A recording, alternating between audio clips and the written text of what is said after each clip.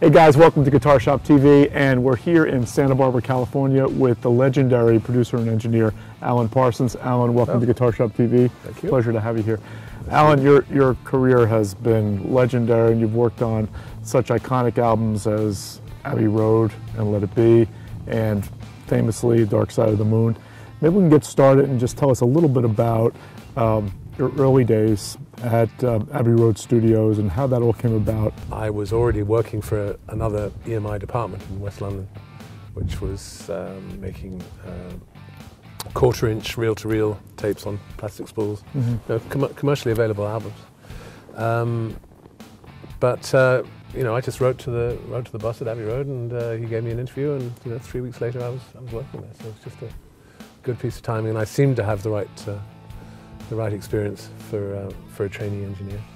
And so one of your early assignments was Abbey Road. Yeah, it was about 3 or 4 months after starting there that Let It Be was actually the first experience with the Beatles, and it wasn't at Abbey Road, it was at their own studio down at Savile Row. And Abbey Road had been taken on to make the Beatles studio functional. It didn't work with the equipment they had installed, so we were taken on to go and make their equipment work, and I was taken on as tape-op. Let's talk about Dark Side of the Moon and Pink Floyd and how that project came about. And it's such an iconic work of art, a masterpiece, really. And just tell us about how you got involved with the project in the beginning. Well, I'd done some mixing work on the previous record, Atom Heart Mother, and presumably scored a couple of brownie points on that. So I was hired to do Dark Side of the Moon from day one. The piece was being performed during the recording phase, and it was fun. I really had a good time, and they brought me to America pretty much. I'd only passed through America on my way to Canada, so they brought me here to do some touring, and it was really good fun. I was a lot younger in those days, of course, so fun for all kinds of reasons. Okay, let's turn to the Alan Parsons project, and tell us a little bit about the genesis of that, your own work as a musician, and how that all formed. Well, the Alan Parsons project really started through a chance meeting with Eric Wolfson, who was producing a sort of child prodigy act in another studio.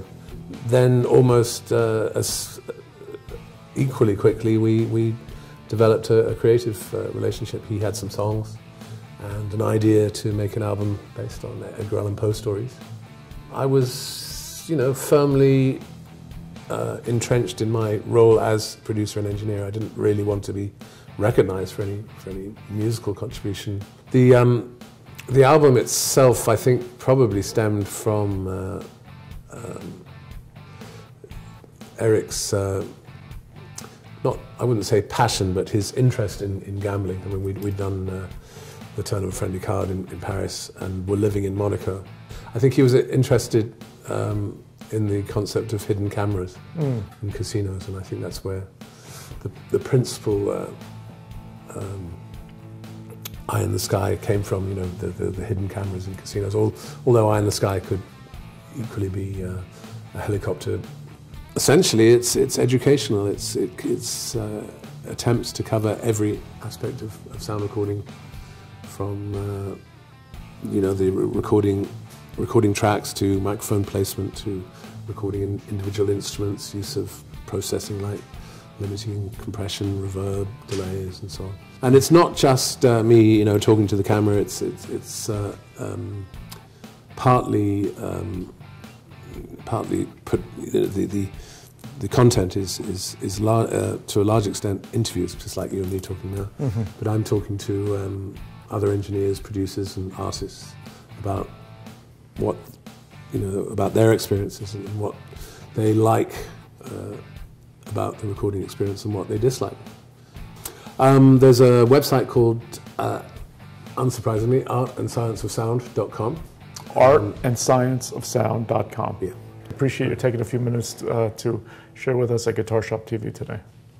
Alan Thank you so Parsons, much. everybody. Thank you. Thank you so much.